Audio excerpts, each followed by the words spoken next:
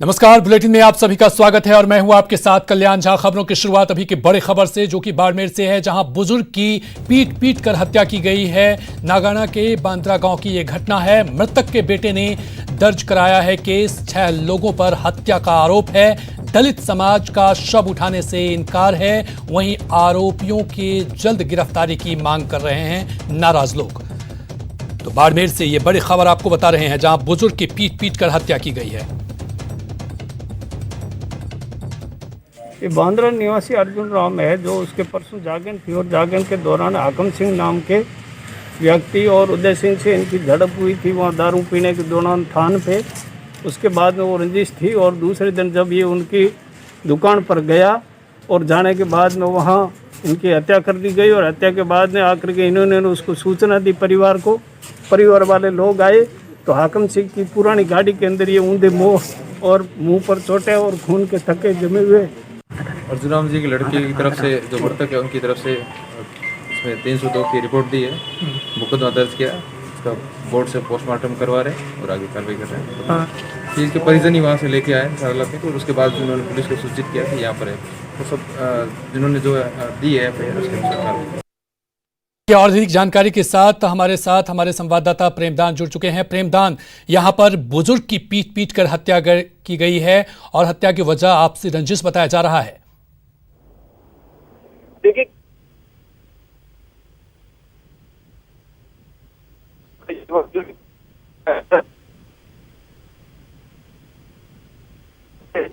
वहाँ बैठ जो प्रेमदान, आपकी आवाज सही ढंग से नहीं पहुंच पा रही है तकनीकी समस्या के कारण, लेकिन आपको बता दें कि बुजुर्ग की पीट कर हत्या की गई। चलिए, हमारे साथ बाड़मेर के एसपी जुड़ चुके हैं। एसपी साहब, न्यूज़ 18 राजस्थान पर आपका स्वागत है। जिस तरह से यहां पर बुजुर्ग की पीट कर हत्या की गई है, लोगों ने हाथ में कानून लिया है, आरोपियों की कब तक गिरफ्तारी होगी? देखिए, कुछ लोग जो हैं वो साथ बैठ करके शराब वगैरह पी रहे थे। उनमें से एक की तबीयत खराब हुई, वो लोग उसको अस्पताल में लेकर आए जहां उसकी डेथ हो गई। इनिशियली तो ये माना गया कि उन लोगों ने, उसके परिजनों ने आरोप लगाया कि उन लोगों ने इसे पीट कर मार दिया। उनके शरीर पर कोई चोटों के निशान नहीं है और पोस्टमार्टम से भी पीट कर मारने जैसी कोई बात सामने नहीं आई है। फिर भी परिजनों की रिपोर्ट पर मुकदमा दर्ज करके तफ्तीश की जा रही है। तफ्तीश के बाद ही ये क्लियर होगा और कि भाई डिटेल एफएसएल वगैरह की रिपोर्ट के बाद ही कि कॉज ऑफ डेथ क्या रही। प्राइमरी तौर पे डॉक्टर ने brain haemorrhage cause of death बताई है। क्या जिस तरह से आरोप 6 लोगों पर हत्या का आरोप लगा है, क्या अभी तक किसी से पूछताछ की गई है? वो हाँ बिल्कुल, वो पांचों जो 6 लोग जो साथ थे वही उन्हें अस्पताल लेकर आए थे और वो उनसे अभी पुलिस पूछताछ भी कर रही है। और तबीयत बिगड़ने पर वो अपनी ही गाड़ी में रखकर इनको लाए थे और इनके शरीर पे कहीं भी पीट कर मारे जाने जैसे निशान नहीं है। फिर भी चूंकि संदिग्ध मृत्यु तो है, इससे इनकार नहीं किया जा सकता, तो हम सभी एंगल पे जांच पड़ताल कर रहे हैं। उसके बाद ही कोई कार्रवाई इसमें पुलिस अमल में लाएगी। आनंद शर्मा जी, यहाँ पर दलित समाज के लोग शव उठाने से इनकार कर दिया है। ऐसे में लोगों को समझाने की किस तरह के प्रयास किए जा रहे हैं? देखिए, हम निरंतर उनसे संपर्क में हैं और जो व्यक्ति जिसकी मृत्यु हुई है वो दलित समाज से है, पर जो आरोपी है उनमें से भी कुछ व्यक्ति दलित समाज से हैं। वो एक मिक्स ग्रुप था एक ही गांव के लोगों का, तो ये कोई कास्ट एट्रोसिटी जैसा कोई मैटर नहीं है इसमें। और उन लोगों को बस ये डाउट है कि शायद हमारे साथ कुछ गलत हो गया है, तो हम उनसे यही समझाइश कर रहे हैं कि उनके कहे अनुसार मुकदमा दर्ज हो गया, उनके कहे अनुसार पोस्टमार्टम हो गया है, परंतु मर्डर जैसे मैटर में बिना तफ्तीश के किसी को भी गिरफ्तार नहीं किया जा सकता ऐसे ही। तो डिटेल तफ्तीश के बाद ही गिरफ्तारी होगी, तब तक उनको समझाइश के प्रयास जारी है। क्या आनंद जी, क्या ये प्रयास, ये हम मान के चलें कि जल्द से जल्द आरोपी जो भी होगा उसे गिरफ्तार किया जाएगा और जल्द से जल्द ये तो क्लियर किया जाए कि मर्डर है भी या नहीं है। जब हमारे पास पूरी पोस्टमार्टम और इन सब की रिपोर्ट्स आएंगी, उसके बाद ही ये क्लियर होगा कि ये मर्डर है भी या नहीं है। क्योंकि जैसा मैंने आपको बताया ना, उनके शरीर पे कोई चोट के निशान नहीं है। अगर कोई पीट के मारता तो नेचुरली कोई चोटों के निशान होते। अब जब डॉक्टर अपनी पूरी रिपोर्ट देंगे, पोस्टमार्टम रिपोर्ट सबमिट होगी, उसी के बाद हम इसमें आगे की कार्रवाई कर पाएंगे। तो पोस्टमार्टम रिपोर्ट का इंतजार किया जा रहा है। बहुत बहुत शुक्रिया आनंद शर्मा जी हमसे जुड़ने के लिए। तो आपको बता दें कि बुजुर्ग की पीट कर हत्या की गई है और मृतक के बेटे ने यहां पर 6 लोगों पर हत्या का आरोप लगाकर केस दर्ज कराया है। हालांकि पुलिस की तफ्तीश जारी है। पुलिस का ये कहना है कि इस मामले में पोस्टमार्टम रिपोर्ट आने के बाद ही आगे की कार्रवाई की जाएगी। अभी फिलहाल लोगों से पूछताछ की जा रही है।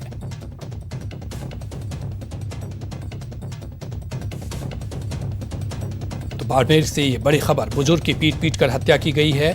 मृतक के बेटे ने 6 लोगों पर हत्या का आरोप लगाया है।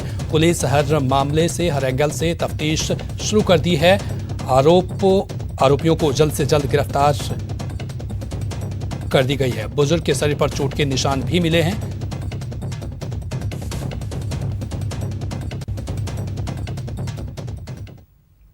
अगली बड़ी खबर बाड़मेर से ही है, जहां पर बीएसएफ और एटीएस की बड़ी कार्रवाई हुई है। जासूसी के आरोप में 2 लोगों को गिरफ्तार किया है। रमजान की गफन गांव से एक आरोपी गिरफ्तार हुआ है, वहीं सरूपे के तला गांव से दूसरा आरोपी को गिरफ्तार किया गया है।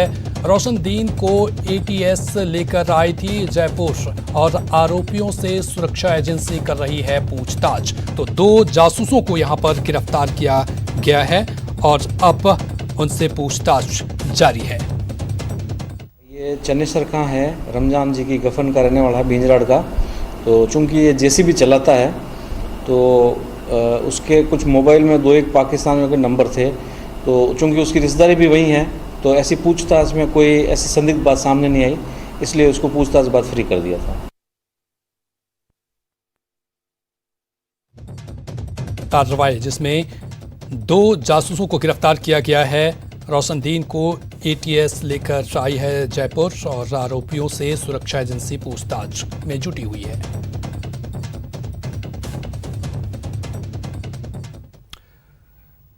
अगली बड़ी खबर जयपुर से है, जहां एसीबी ने बड़ी कार्रवाई की है। एमएनआईटी में एसीबी का ट्रैप किया गया है। 2 घुसखोर हत्थे चढ़े हैं। एसीबी के हत्थे 49,000 की रिश्वत लेते ट्रैप किया गया है। Assistant registrar Birbal Singh trap किए गए हैं। एक जेईएन भी ट्रैप किए गए हैं। तो एसीबी की ये बड़ी कार्रवाई और इसमें 2 घुसखोरों को गिरफ्तार किया गया है, जहां पर 49,000 की रिश्वत लेते असिस्टेंट रजिस्ट्रार बिरबल सिंह को ट्रैप किया गया है। साथ ही एक जेईएन को भी ट्रैप किया गया है। तो एमएनआईटी में एसीबी की ये बड़ी कार्रवाई और इस कार्रवाई के दौरान 2 घुसखोर एसीबी के हत्थे चढ़े। 49,000 की रिश्वत लेते ट्रैप किया गया है। असिस्टेंट रजिस्ट्रार बिरबल सिंह को और जेईएन को भी ट्रैप किया गया है। जयपुर में एसीबी की बड़ी कार्रवाई और लगातार एसीबी की कार्रवाई घुसखोरों के खिलाफ लगातार जारी है और इसी के क्रम में एमएनआईटी में एसीबी ने 2 लोगों को गिरफ्तार किया है। 2 घुसखोरों को गिरफ्तार किया है जो 49,000 की रिश्वत लेते ट्रैप किए गए हैं। असिस्टेंट रजिस्ट्रार बिरबल सिंह को ट्रैप किया गया है और साथ ही साथ एक जेईएन को भी ट्रैप किया गया है। इस दौरान तो एसीबी की ये बड़ी कार्रवाई है। 49,000 की रिश्वत मांगते असिस्टेंट रजिस्ट्रार बिरबल सिंह को गिरफ्तार किया गया है।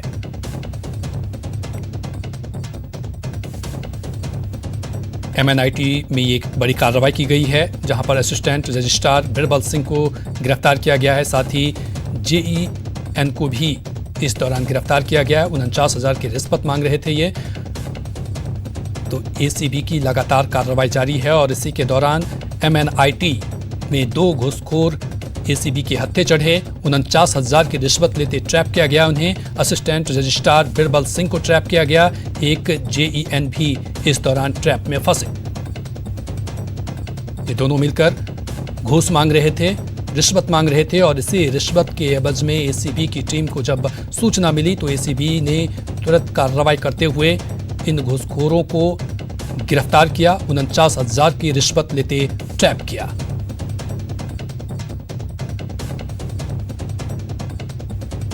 बड़ी खबर जयपुर से, जहां पर एमएनआईटी में एसीबी ने 2 लोगों को ट्रैप किया गया है।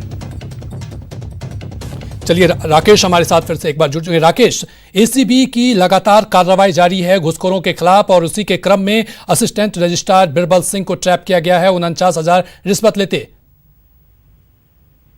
बिल्कुल, ये मैकेनिकल लैब को रिनोवेशन के नाम पर ये पैसा लिया गया था, जिसके अंदर बीरबल सिंह है, असिस्टेंट अकाउंटेंट है एमएनआईटी के अंदर, इसके अलावा जेईएन है नरेश जांगिड़, जो कि 42,000 रुपए की रिश्वत लेते हुए ट्रैप किए गए। तकरीबन 7.5 लाख रुपए का पूरा अमाउंट था। इस पूरे 7 लाख रुपए का बिल बना था ठेकेदार का, जिससे 7% के हिसाब से कमीशन मांगा गया था और कमीशन के आधार के ऊपर इन दोनों ने अपना अपना हिस्सा भी तय कर लिया था, जिसमें 42,000 रुपए नरेश कुमार जांगिड़ को लेते हुए और बीरबल सिंह को 7,000 रुपए की रिश्वत लेते हुए यहाँ पर ट्रैप किया गया। मौजूदा समय में दोनों एक्यूज भी यहाँ पर मौजूद हैं। इसके अलावा ये बड़ी चीज थी कि ठेकेदार है उसको निरंतर रूप से प्रेशराइज किया जा रहा था कि वो इसके एवज के अंदर इन दोनों को पैसा दे, और यही कारण है कि अब ट्रैप की कार्रवाई संपन्न हो पाई है। दोनों पुलिस एसीपी मुख्यालय लाया गया है और एसीपी मुख्यालय में इन दोनों से अब पूछताछ की जाएगी। हालांकि इन दोनों का कोरोना टेस्ट की जो प्रक्रिया राज्य सरकार ने भी जारी करी, इसको देखते हुए इन दोनों का कोरोना टेस्ट भी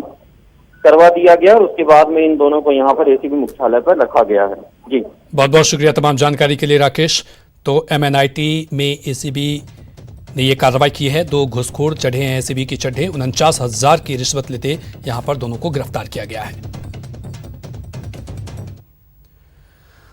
और अगली बड़ी खबर जयपुर से है, जहां क्राइम ब्रांच की बड़ी कार्रवाई करते हुए 3 तस्करों को गिरफ्तार किया है। तस्करों से 1 क्विंटल गांजा बरामद हुआ है। ऑपरेशन क्लीन स्वीप के तहत यह कार्रवाई की गई है। ओडिशा से जयपुर आ रहे थे तस्कर, जयपुर में होनी थी गांजे की सप्लाई।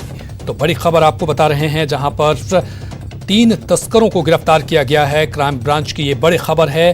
तस्करों से 1 क्विंटल गांजा बरामद किया गया है। ऑपरेशन क्लीन स्वीप के तहत यह कार्रवाई की गई है।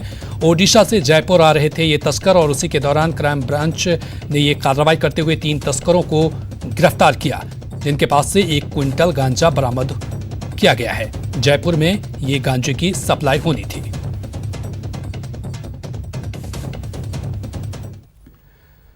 और पंचायती राज संस्थाओं के चुनाव, पीसीसी चीफ डोटासरा का बड़ा बयान आया है। सिंबल पर ही होंगे पंचायती राज चुनाव, ये एक बड़ा बयान आया है। पुराने नियम के मुताबिक सिंबल पर ही चुनाव होंगे। चुनाव के लिए ऑब्जर्वर लगाए जाएंगे, साथ ही जिताऊ उम्मीदवारों को मिलेगा टिकट। डोटासरा का ये बड़ा बयान आया है सामने। इस पौने 2 साल में हमारी सरकार ने छोड़ी है, जनता खुश है। कांग्रेस के सिंबल पर लड़ने वाले जनप्रतिनिधियों को चुनाव जिता करके पंचायत राज में बहुमत कायम करेंगे। और बहुमत ही नहीं, बल्कि मैं समझता हूं जो रुझान ग्राम पंचायतों के सरपंच के जो जिस विचारधारा के लोग चुन करके आए हैं, उससे ये लगता है कि वनवे सा काम है।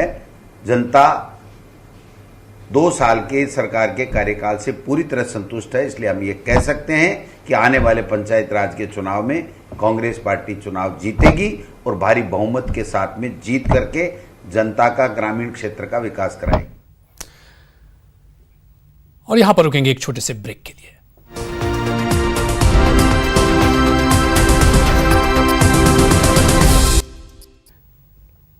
ब्रेक के बाद एक बार फिर से स्वागत है। शिक्षा मंत्री डोटासरा का बड़ा बयान सामने आया है। पहले फेज में 9वीं से शुरू होगा स्कूल और 1 से 8वीं की क्लास अभी शुरू नहीं होगी, उन्होंने कहा है। और सीएम गहलोत आज फिर इस मामले को लेकर के बैठक लेंगे। चिकित्सा विभाग के अधिकारियों के साथ वो बैठक करेंगे इस मामले को लेकर।